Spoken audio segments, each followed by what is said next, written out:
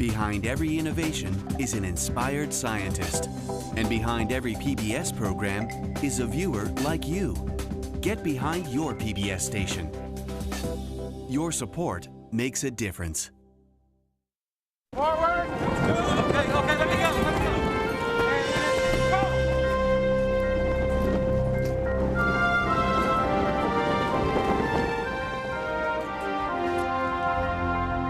A century ago, on the sands of Kitty Hawk, two brothers, Wilbur and Orville Wright, bicycle mechanics and inventors, built flying machines which would transform our world. Today, as we mark the centennial of the Wrights' great achievement, a team of modern pilots and aircraft builders have become aviation detectives, tracking the Wright brothers' 12 years of experiment, innovation, and genuine risk, which would create the modern airplane. It feels great. It's flying nice and level. It feels really good. Starting with simple kites on a beach, in only a dozen years, the Wright brothers built an aircraft which managed to cross the continent. You study the photographs and study the photographs, and at some point you'll make a breakthrough, and that breakthrough is, this is how they were thinking about this. This is what they thought. Those are wonderful moments. With modern computer technology and 100-year-old artifacts, the Wright secrets are pried from history.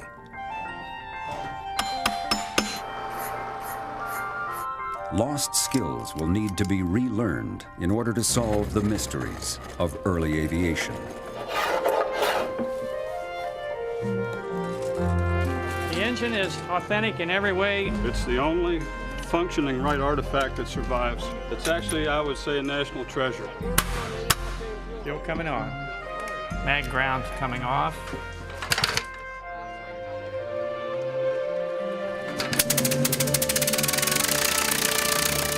More than just inventors, the Wright brothers were also among the world's first test pilots.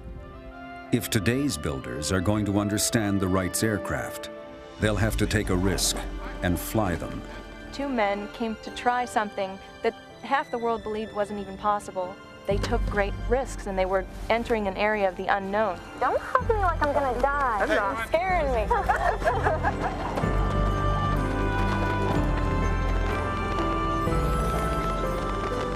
Accidents were the norm because they were pushing the envelope. All the exhibition team, but one or two, were killed in giving demonstrations with Wright airplanes. History shows that piloting Wright flyers could be hazardous to your health. Modern flight simulators can limit, but not eliminate the risks. I've dreamt a lot about being in this airplane and actually flying it, so hopefully we can make that dream come true. But as the dreams of the early flyers take shape, questions remain unanswered. And in any airplane, a dream can quickly become a nightmare. We could hear the airplane running, and then we couldn't hear it. 911, where's your emergency? We heard a crack and a backfire, and then you could hear it going down.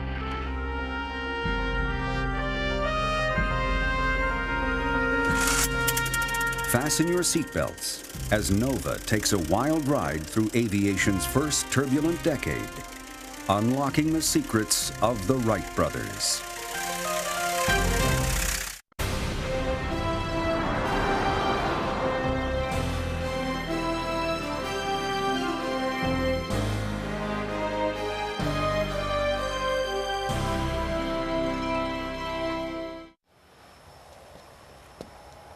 On the tarmac at Washington's Dulles Airport, a modern airline pilot performs one of aviation's oldest rituals, a walk-around inspection of his aircraft.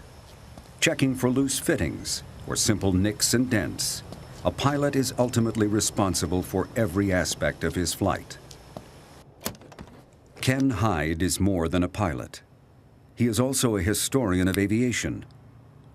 Long before airplanes had radios and computers, the pilot was the master of his craft, an idea born in the minds of Wilbur and Orville Wright.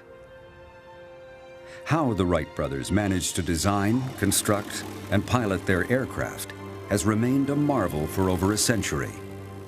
It is Ken Hyde's dream to build and fly the earliest airplanes, to recreate the genius of the Wright brothers. We're committed to show the future generations just how much of a risk that Orville and Wilbur Wright were taking. It was not easy. It's still not easy today. Look out! On the beach at Kitty Hawk, another Wright enthusiast, Rick Young, experiments with the first Wright brothers aircraft, wind-powered gliders. The work of the Wright brothers, what they accomplished in their lifetime, is a really unparalleled technical achievement. When I became aware that there were parts of the story that were missing that we didn't know, the opportunity to rediscover those things for ourselves was just irresistible. Without the original diagrams, Rick and Ken have to rely on the Wright's century-old photographs. Ken, this is the only picture we have of the 1902 glider that shows the double movable tail. Do you think it would have The written records are very incomplete. Orville and Wilbur were secretive by nature and always worried about people stealing their designs. Today, their secrets will have to be rediscovered. The Wrights were part of a tight-knit Midwestern family, eventually settling in Dayton, Ohio. Around 1878, Orville and Wilbur's father gave the boys their first flying machine. It was a children's toy, a rubber band model of an aircraft before there were aircraft. The brothers flew it, destroyed it, and rebuilt it. They planned to fly a full-scale version, but Orville's grade school teacher wisely called a halt before any damage was done. In 1893, after years of working at various minor businesses, the brothers opened a small bicycle company. Wilbur Wright is approaching 30. He's sort of taken it easy in life. And I think he has this sense that if he's ever going to make his mark in the world, this is the time to do it. And so he's looking for the challenge that will do that for him. And one of the great challenges at the end of the 19th century is the airplane. Working from their bicycle shop, Orville and Wilbur Wright began a modest but serious research project on manned flight. Starting with a few dollars and a Dayton Public Library card, they transformed their workshop into a laboratory of aeronautics. Wilbur wrote a letter to the U.S. Weather Bureau searching for a list of very windy locations. The Bureau suggested the lonely Outer Banks of North Carolina, an isolated life-saving station called Kitty Hawk. It was here that they constructed a Spartan base camp on the dunes and began the experiments which would make them famous. At a modern workshop near Kitty Hawk, Rick and Ken's team is laboring to reproduce the Wrights' early experiments. Using the same wood and fabric, the same wire and fittings, they've started with the most basic of the Wrights' designs, man-carrying gliders. I feel a lot of humility just working with the parts and pieces that we've been able to find. It's absolutely amazing that they could do what they accomplished in such a short period of time. See, now if you take this off, okay, just kick it one time. See, that thing can get way over to one side. In a gust and all. Yeah. 8. Unlike other dreamers and experimenters, before the Wrights even began their project, they broke the problem of flight into 3 distinct parts. If you think about an airplane, it really requires 3 separate systems, at least, to function. You have to have wings that will lift you into the air. You have to have a propulsion system that will move the wings through the air to generate lift. And you have to have a control system, a means of balancing the airplane when it's in the air. The Wrights used their earliest gliders to work on the problem of lift, how to get wood and fabric to seemingly defy gravity and rise into the air. That's just what their pictures look like. It is! 15's an average right now. Okay, that's good right in there. Using an ordinary fisherman's scale, the Wrights were able to measure the amount of lift their wings were producing. That's really good right there, right there. 22. Creating lift was the most basic problem faced by the new field of aeronautical engineering. Aeronautical engineering at the time of the Wrights was simply a phrase that you could find in several books. Since it was dealing with a machine that is moving in three-dimensional space, one of those dimensions, of course, is up, and you try to sustain the airplane in the air by creation of lift. Any child who ever stuck a hand from a moving train would have realized that a strong wind pushing against her palm can produce lift. With a rounded top surface, the air passing over a wing travels farther and faster than the air underneath, becoming slightly less dense. The wing rises to fill this partial vacuum. This concept, known as Bernoulli's theorem, had been understood for 160 years. But Wilbur Wright quickly discovered there was little agreement on what the proper shape of a wing should be. What he discovered was that people had made wings that would lift. Otto Lilienthal had built gliders that carried him on over 2,000 flights through the air. Samuel Langley had built wings that carried his really rather heavy models through the air. So Wilbur Wright assumed that he could rely on those folks for his initial information on wings. In the 1890s, German experimenter Otto Lilienthal built a series of complex hang gliders. Ridiculed by cynics as a flying squirrel, Lilienthal based many of his designs on the curvature of birds' wings and tested them by jumping off a hill he constructed near Berlin. They assumed that since Lilienthal had flown rather well in his hang gliders, that the data on which he had based those gliders must be correct. And that was the basis for the design of their first two gliders in 1900 and 1901. Lilienthal died in the crash of one of his gliders, but his published research was believed to be accurate. The Wrights built their first wings with the same cross-sections Lilienthal had used. It gets caught right there. 18. During a season of mysterious failures, the Wrights searched for a cause. Their wings were not producing anywhere near the amount of lift Lilienthal's tables had predicted. Wilbur began to suspect that the Germans' data was flawed. Their lift was 1/3 of what they had been calculating on the basis of Otto Lilienthal's table. They were so discouraged that they felt that the tables were definitely in error, and they made a very intellectually courageous decision to not use that data and to do everything on their own.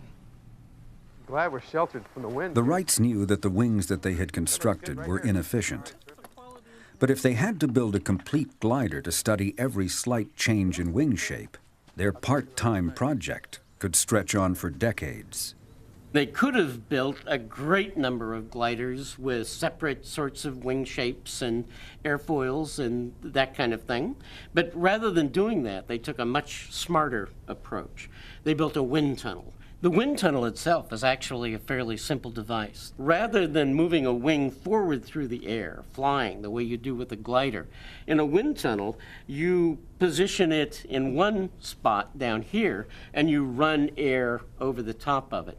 The tunnel itself, the device, is something anyone could have done. The balances, on the other hand, really illustrate the Wright brothers' genius.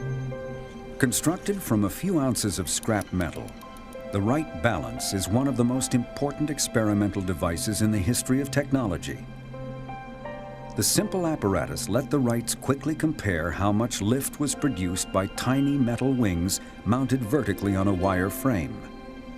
Experiments which would take weeks with a full-scale glider could be completed in hours on the Wright balance. It's made out of hacksaw blades, bicycle spoke wire, simple pieces of material that they had around the bicycle shop, and yet it's every bit as important to the story of the Wright brothers as the gliders that they flew at Kitty Hawk. With their balance, the Wrights tested hundreds of airfoil shapes, moving the thickest part of the wing forward from the middle up to the leading edge, changing the width of the wing and altering the angle it would bite the wind. The Wright brothers were able to gather pieces of aerodynamic data so accurate that modern engineers working with multi-million-dollar wind tunnel facilities are only able to improve on it by a percentage point or two. Gotta keep that leading edge up. Pilot Jay Grattan tests the improved wings designed in the Wright wind tunnel. Okay. See? What's that's it. That's great. More angle, a little more angle, Jay. More. Yeah, that's it. A little bit up, a little more angle. Grab it, Tim. Flying on a tether in a good wind, a new glider generates just enough lift to overcome Jay's weight. That's it, that's it, that's it. Good reaction. It would be nerve-wracking because I'm not sure about the capabilities of this machine if they weren't holding on to it, but you know, not yet. I'm not nerve-wracking yet, exciting. It's gusting a little bit. That's beautiful. By 1902, the Wright brothers had solved the problem of lift. They had designed a wing which could fly. You're flying it, baby. The adventures on the dunes stimulated the Wrights' creativity, but there was more to flying than just lift. That's a gust. The great problem, really, that flying machine experimenters in the late 19th and early 20th century faced was the issue of control. And it was the Wright brothers' recognition of the fact that the control issue was going to be critical that initially set them apart from virtually everyone else. While most engineers assumed that a successful aircraft would need to be inherently stable, as bicycle builders, the Wrights made their living building vehicles which were inherently unstable. They knew that a bicycle was stable only if the rider kept it under control. Most other experimenters in the field assumed that the control issue was going to be so difficult that the best approach they could take was to build an airplane that had maximum sort of automatic stability, an airplane that would fly in a straight line until the pilot made some sort of control input to change its direction, and then it would continue going in a straight line again. Early designers imagined aircraft as a kind of flying boat. If wind or waves rock a boat, it should be able to right itself. Instead of a boat, the Wrights thought of their flying machine more like a bicycle and rider. If the bike rolled to the left or right, it was the job of the rider to keep it upright. The Wrights didn't worry about building automatic stability into their airplanes any more than they designed their bicycles to go without riders. As cyclists, the Wright brothers said to themselves, well, if you tried to describe the act of riding a bicycle to someone who'd never seen one, you're going to roll down the street in this thing with two narrow rubber tires and you're going to be balancing while you're operating the handlebars. It would sound like the sort of feat that only the world's greatest acrobat could accomplish. And yet they knew that once you learn how to ride a bike, you internalize that and it becomes perfectly natural and instinctive. You don't even think about it. And they were sure that the same thing would be true of a flying machine. Simple handlebars and body English could control a bicycle. But how could a pilot control a flying machine? The story Wilbur told is that he was in the bicycle shop one day and a customer came in and asked for an inner tube, which came in a rectangular box. Wilbur was just idly toying with the box and suddenly realized that if you could put a helical twist all the way across the two wings of a biplane so that on one side that the tip would be pointed up and on the other side down, and again you could put a twist across it like this, that would be a method of controlling the airplane in the roll axis. And it's the system that ultimately came to be called wing warping. Now the cable's running pretty cleanly through the pulleys? Yeah. In the gliders, the wing warping was controlled by swiveling the pilot's hips.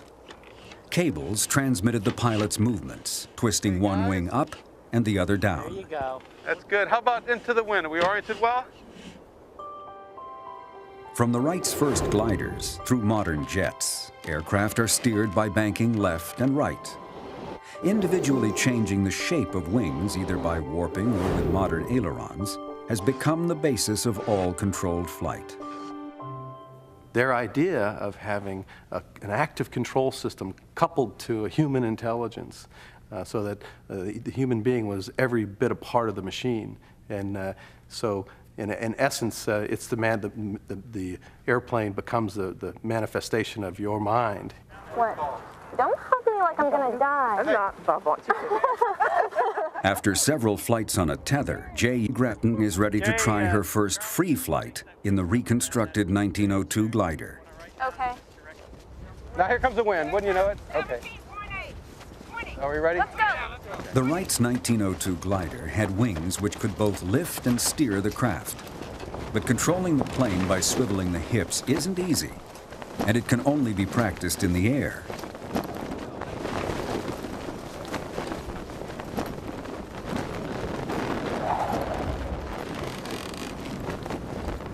With a good breeze, the Wright's glider could stay aloft for over 600 feet. Very, very, very good. Oh man, this is it! With their wings producing lift and their warping system allowing some control, the brothers had solved 2 of the 3 problems in building an airplane.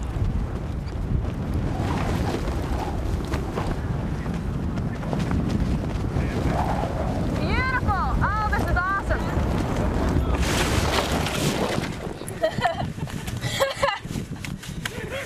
I saved it. Now the Wrights needed a way to sustain flight. A small gasoline engine could provide the horsepower, but it would take a propeller to actually move the plane through the air. At the Franklin Institute in Philadelphia, Ken and Rick have borrowed a rare, original Wright brothers propeller to learn its secrets. If the team is to build a Wright airplane, they need to be able to carve their own propellers. They want to measure the antique blade's precise cross-sections without damaging them. This apparatus, used in the auto industry, is designed to measure a 3-dimensional object and to record its shape on a computer. I'll go down a little further. Okay. Good. That tells us what we need to know. Looks good. Right. The propeller was one of the great technical problems that the Wrights faced and solved. And in fact, when you look at the way in which they did it, it really does sort of underscore the nature of their genius. People had been studying windmill blades since the 18th century, and people had been using propellers on ships throughout the 19th century, really. So the Wrights assumed that there was some sort of a theoretical base there that enabled you to calculate propeller performance. When they went to look, they discovered that that theoretical base simply wasn't there, and they were going to have to do that themselves. The great breakthrough occurred when they stopped to think about the problem and said, essentially, well, it's much like a wing. It's developing lift. Rather than moving forward through the air, it's rotating, and the lift becomes the thrust that moves the airplane forward. A Wright propeller was just a wing spinning in a circle. The computer reveals the propeller's cross-sections are the same curves as a Wright wing. With this connection between propellers and wings, the Wrights had solved the fundamental riddle of propeller design. Now, the brothers managed to leapfrog all other theoretical work on aircraft propulsion. In the fall of 1903, the Wright brothers are at Kill Devil Hills, Wright Flyer. They're testing the engine, they're testing the propellers, cranking this thing up. They're literally measuring the thrust put out by the engine-propeller combination. They had calculated that they needed 90 pounds of thrust. When they measured the thrust, it was a spectacular 130 pounds. Why?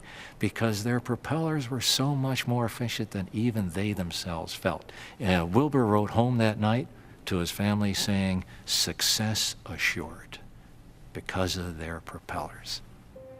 But the Wright brothers kept their progress under wraps, concerned about high-profile competition. In Washington, Dr. Samuel Langley, with $50,000 in government backing, was putting the finishing touches on his massive flying machine, the Aerodrome. Samuel Langley, the third secretary of the Smithsonian, had conducted his experiments with model airplanes. So when he went to build a full-scale aerodrome, as he called it, it was actually sort of the world's largest model airplane. It was a thing that was inherently stable. It had some control, but he was actually going to come back and worry about control later. The first week of December 1903, Dr. Langley's pilot, Charles Manley, attempted to launch his plane from a barge on the Potomac.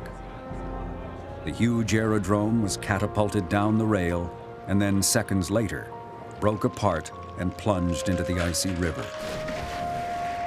Manley was saved from drowning, but as the aircraft sank, so did the public's belief that powered flight would be possible. 1 week after Langley's wreck, working alone in the obscurity of Kitty Hawk, Orville and Wilbur Wright placed a wooden rail on the dunes and attempted their own powered flight.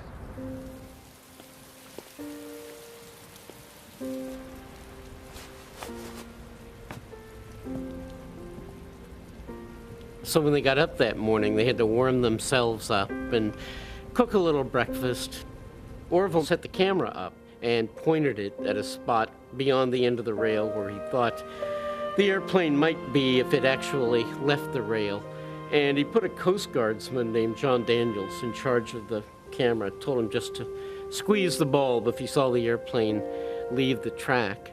The brothers kind of pulled off by themselves for a minute and just talked quietly. Orville climbs onto the airplane, and when everything's ready to go, he has Wilbur on the right wingtip to kind of keep it balanced, and Orville flipped the clip open, and down they went into the air.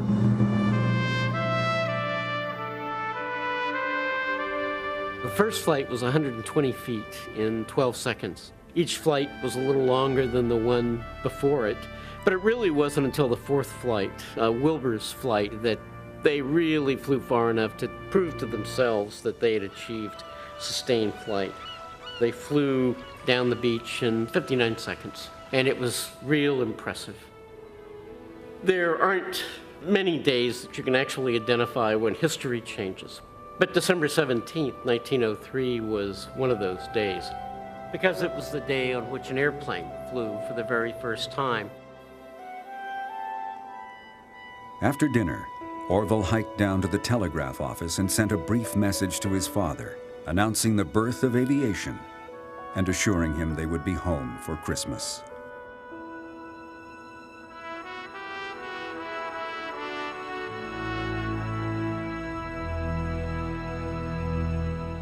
Back home in Dayton the following spring, the Wright brothers set out to perfect their invention. A small meadow on the edge of town became the world's first airport. In 1904 and 1905, Huffman Prairie, this little cow pasture in the middle of Ohio farm country, was really the only place in the entire world where you could see an airplane fly. Cautiously, a few members of the national press ventured out to the prairie. One of the first reporters who came to Dayton to investigate the story of the Wright brothers went around to interview the various families who had seen the Wrights actually operating their machine in the air over Huffman Prairie. And one of them had a small boy, and the reporter asked the boy if he had seen the airplane fly and what it had been like, to which the kid responded by putting his arms out and running around the room, going like this, making airplane noises. And it struck me when I first ran across that account that that must have been the first time in the history of the world when a child had demonstrated the flight of an airplane in that way. The Wright brothers had managed to turn their own childhood fascination with flight into a reality. Within a year of their first short hops at Kitty Hawk, the Wrights had built airplanes capable of 30-minute flights. With success, their lives began to change. Wilbur made his first trip to Europe, where he demonstrated his astounding machine before presidents and kings. The brothers were becoming the first new celebrities of the 20th century. This sudden change from Midwestern bicycle mechanic to international luminary is revealed to Ken Hyde in the brothers' own banking records. The Wright brothers were very cautious on how they spent money, and they kept very, very good records. In the early 1900s, the figures are very small, 25 cents to repair an inner tube, a lot of nickel and 10-cent items. As we get further in the building of the airplane, we start seeing much larger expenditures for tools and equipment. And then later on, up into 1907, we're seeing $400 checks to patent attorneys for patent laws in Belgium, France, and England. So it's become from just a small bicycle shop in Dayton to an international operation. The Wright Aircraft Company moved to a modern factory. After 4 years of improvements, the Wrights began building their most advanced plane, the world's first mass-produced aircraft, the Wright Model B Flyer. Selling for the price of a fine yacht, the Model B was meant to be a very practical machine. Its powerful engine and 40-foot wingspan could carry pilot and passenger over 50 miles in the relative comfort of padded seats. As a Model B lands on the White House lawn, flight becomes the American dream. This one is also measuring 64 inches. Of the dozens of Model Bs built by the Wright Company, today only one remains. It hangs unflyable at Philadelphia's Franklin Institute. The B had over 1,000 parts, and no original drawings have survived. As a first step in building their own Model B, Ken and Rick's team has come to measure the original craft's components. 90 years have taken their toll on the fabric covering, but the wire rigging remains intact. All dimensions evenly, top to bottom.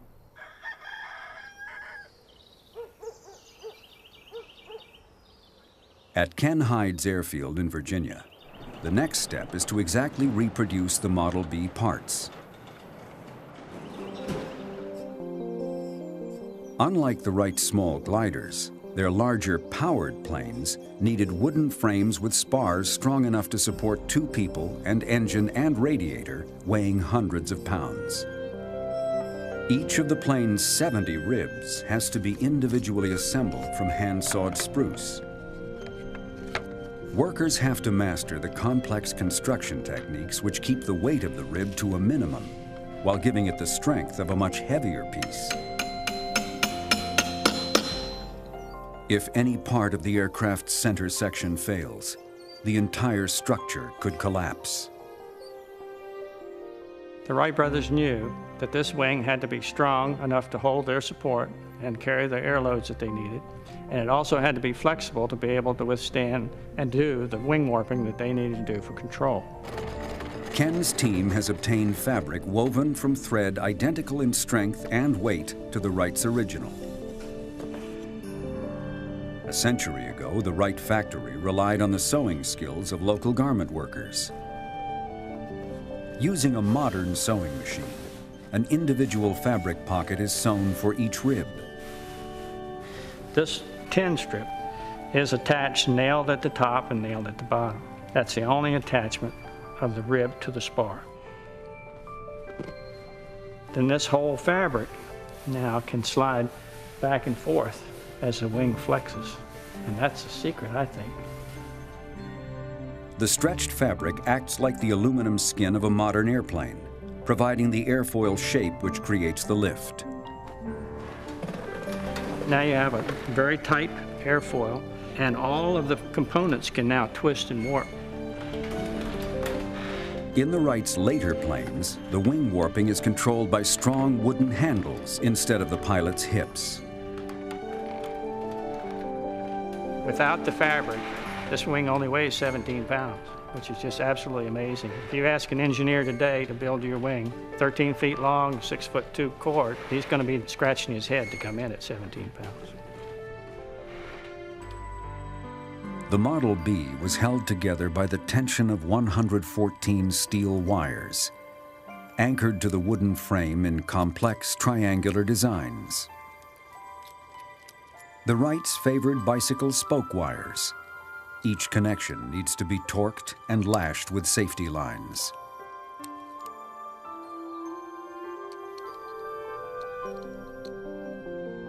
The original B's 8-foot propellers were the work of skilled cabinet makers using carefully laminated pine.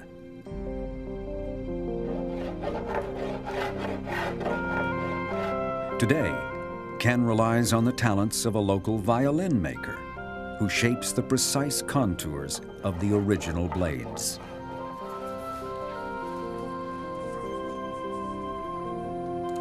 But then, as now, the most complex part of any airplane is its motor.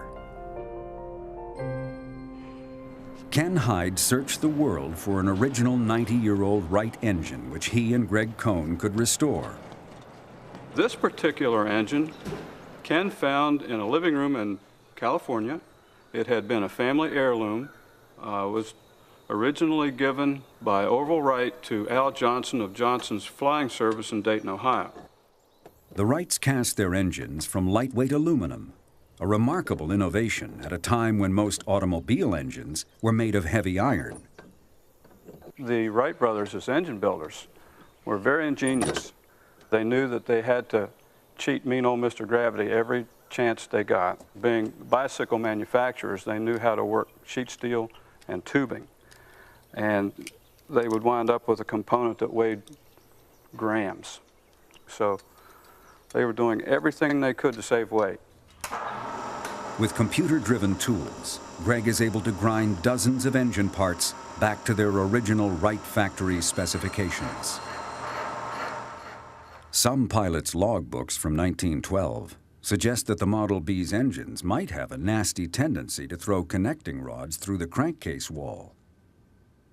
Any engine is not happy if it would throw a connecting rod, especially this engine, because the pilot and passenger sit right beside this thing. And if a rod should come out, there's very little in between the connecting rod and the guy sitting beside it. And they did have a few failures, and we are doing the best we can to make sure that we don't. You've sure done a good job on this, Greg. After years of restoration, Ken and Greg prepare to fire up the first Wright brothers engine to run in over 70 years. All set. We're going to oil it. Now, all it needs to do is run. I guess we'll prime it and go. Okay. All right. We'll get the corks. Ground coming off. Mag is hot. Now hit the compression release. Compression release. Got compression. Okay, it's hot. Release the compression. Let me pull it through a few more times. All right. Fuel is off. Okay. Okay.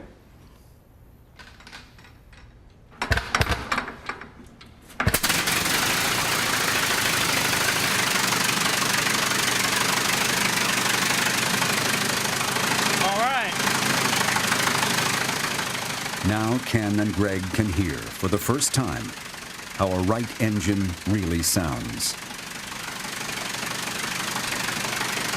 Very good. After a series of tests, it's time to mount the engine on the frame of the almost completed aircraft. Easy does it. It has been almost a decade since the project began. With hundreds of thousands of dollars invested in the construction, Okay, you're there. Ken's pursuit of the Model B has become both a business and a passion. Well, that's the first time we've seen it in the airplane. Looks like it's supposed to be there. Yeah.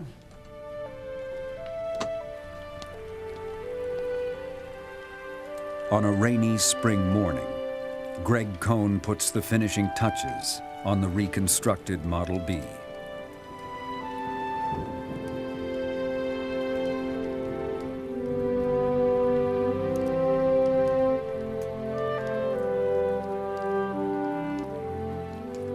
As in the Wright's original version, the wooden parts have been coated with a powdered aluminum varnish to protect them from the weather.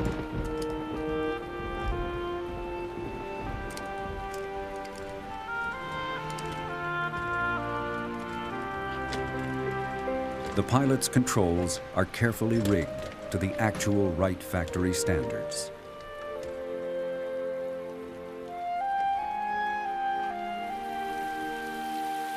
Except for the addition of an FAA-required seatbelt, the original plane has been reborn.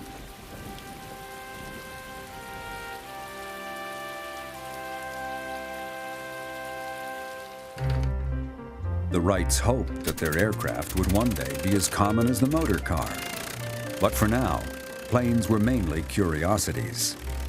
They couldn't carry enough weight to carry freight or to carry passengers on scheduled routes or anything of that sort. So the Wright brothers discovered in the end that they had almost no choice but to operate an exhibition team.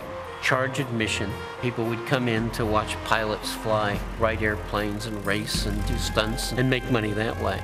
Although Wilbur cautioned his pilots to fly straight and level, it was the daredevil stunts which brought the crowds. There was a lot of competition, and everybody was trying to be flamboyant, and everybody was trying to break records, and everybody was trying to get their name in the paper. So they were diving these airplanes at high speed, and they were doing the spiral of death, and they were doing high altitude contests. And as a result, all the exhibition team, but one or two, were killed and given demonstrations with Wright airplanes. In a single flying season, with crack-ups in St. Louis and New York, and with fatal crashes at Denver and Los Angeles, the Wright team lost some of its best pilots. The flash and danger of the airshow circuit didn't sit easily with the Wrights. Orville himself had crashed 2 years earlier, resulting in a passenger's death. The Wrights were determined to learn from these tragedies. They collected data on all the accidents involving their craft. I have a flight manual that we developed from their test, a lot of newspaper articles about what happened in crashes. And the biggest problem people had was getting a wingtip down and not remembering which way to move the control. The controls are entirely different than anything that we fly today. In the Curtiss Jenny or in the 727, if you want to turn to the left, you turn the wheel to the left. If you want to turn to the right, you roll to the right. In the Wright B Flyer, in order to turn to the right, you're going to pull back on a stick. It's going to be a fore and aft movement. So you're going to have to think about it. It's not going to be instinctive. To learn the instincts of a Wright pilot, Ken practices on a computer-driven flight simulator based on performance records of a Model B. With authentic controls and engine sounds, he hopes he can master his reconstructed flying machine without leaving the ground. The airplane stalls at 24 miles an hour. And if you get it in too steep a bank, what happens is it starts to slide sideways because it does not have the vertical fin area that a normal airplane has. Wilbur and Orville both wrote that you cannot get yourself in a position where you have to think where the control is. It has to be instinctively a movement of your hand, because if you get in this kind of emergency situation, you don't have time to think about that. You just have to react normally. The next step is to determine how the new Model B performs. There has not been an original Wright Model B flown since 1934. And this airplane is 100% authentic with an original engine. The new Wright Flyer is brought out to the runway for a static engine test. Our basic test procedure was the same as the Wright brothers. They would stake the airplane down, tie a grocery scale in the back of the hangar, and they would run the engine up to full power and measure how many pounds of thrust that the airplane was actually putting out.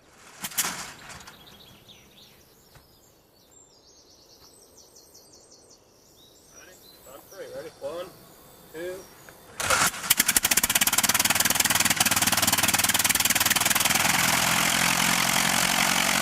We were getting between 160 to 165 pounds of thrust. So we knew that our propellers were performing well, and we were also convinced that our engine was operating at peak performance. The plane is now ready for its first taxi tests. But for days, the weather shuts down all operations at the airstrip.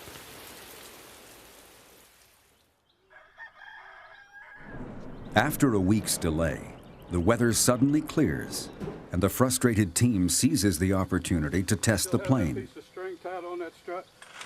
It's not yet ready to fly, but this will be one of the first times the craft moves under its own power, a chance to see how it steers on the ground. 1,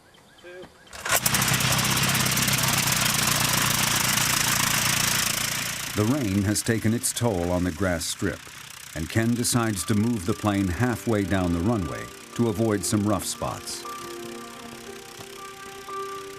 The Model B has no brakes, and if something goes wrong, Ken will have much less room to stop.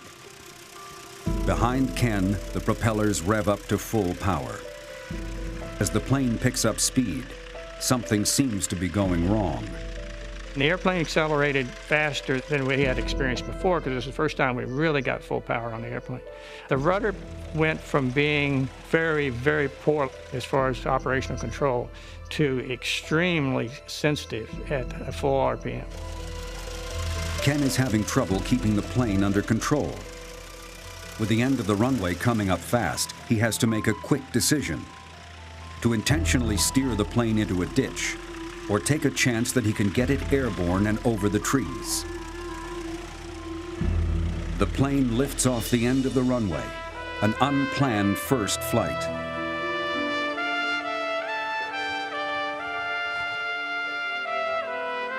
Greg Cohn could only look on in disbelief. We stood here and watched as he continued past the end of the runway, and then he cleared the trees. I headed for a gap in the trees at the end of the runway. We made a slight right-hand turn, went out through that gap without any problem whatsoever, and I climbed out well, and I was tickled pink. I thought this is going to be okay. Very gently, I rolled into a left-hand turn, and the airplane immediately went into a left skid. Each time you go into a skid like that, it's costing you airspeed and it's costing you altitude. The trees were coming up pretty fast, and I decided, well, if we're going to go into the trees, it's much better to go in on the wingtip because I'm sitting strictly out here on the front end of the spar. We could hear the airplane running, and then we couldn't hear it. And then we heard it again, and then we didn't hear it anymore, and we knew we had to go look for him. 911, where's your emergency? A little lawnmower engine airplane. We heard it crack and a backfire, and then to hear it going down.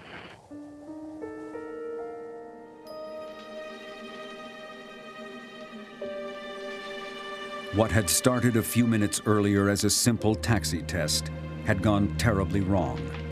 But it could have been much worse. The airplane absorbed a lot of shock, so my body didn't take a whole lot of shock. I had a pretty bad bump on my head, and I was bleeding, and I was pretty sure my right arm was broken.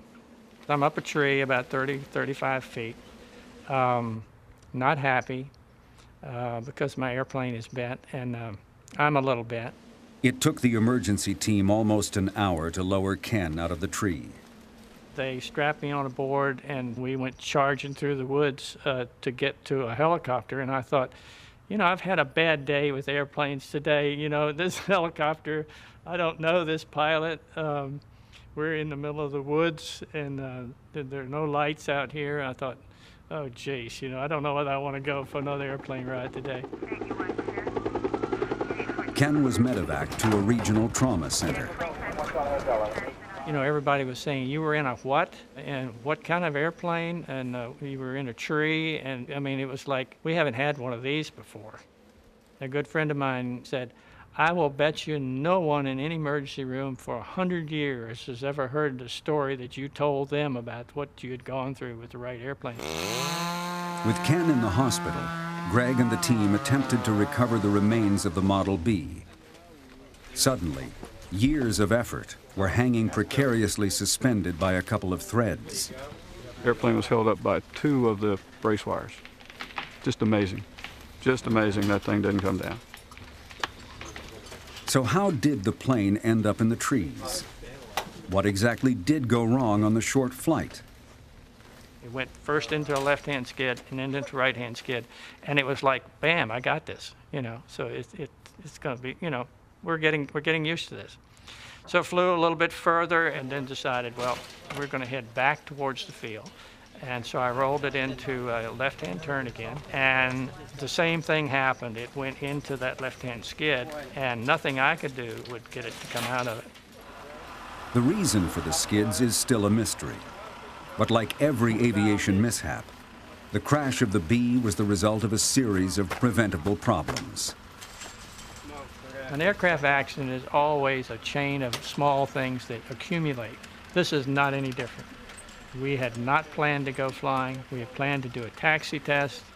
The safety equipment is sitting on the workbench in the hangar, which is foolish. We had to taxi down about 600 feet of the runway because of some ditching area there, so that cut down on some runway space.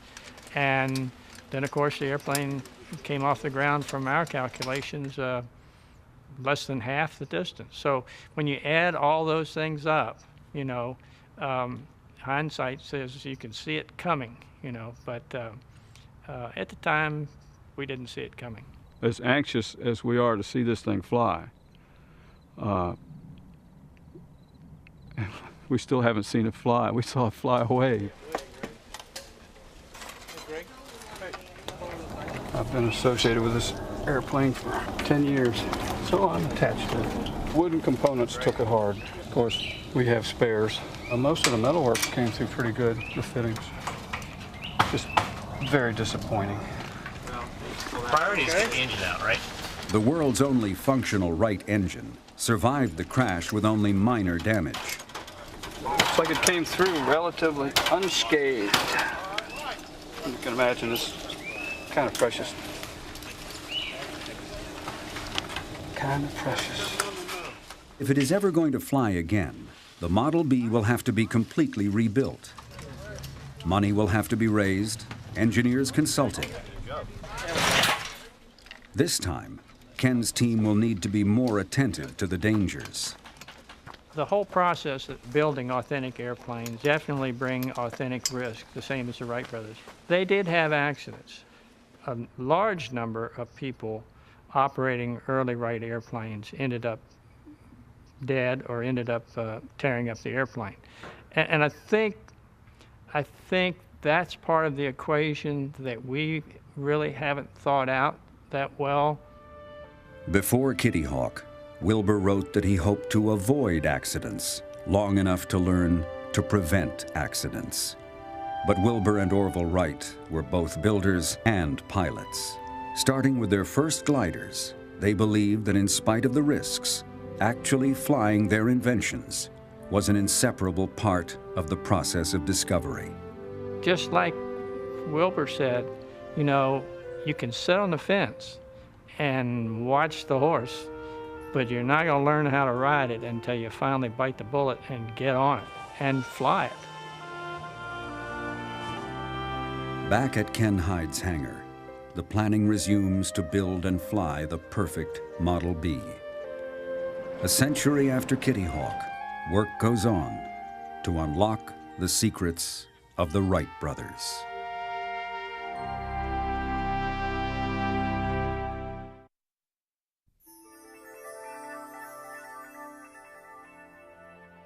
What was it like to be one of the first people ever to see an airplane fly? On NOVA's website, read one man's riveting eyewitness account from 1905. Find it on pbs.org.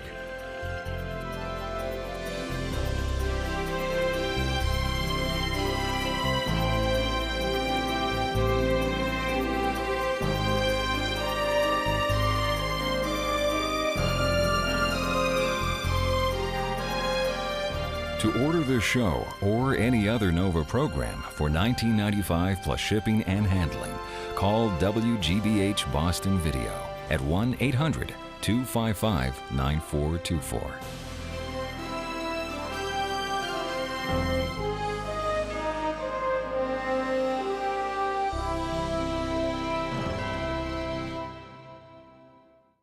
NOVA is a production of WGBH Boston.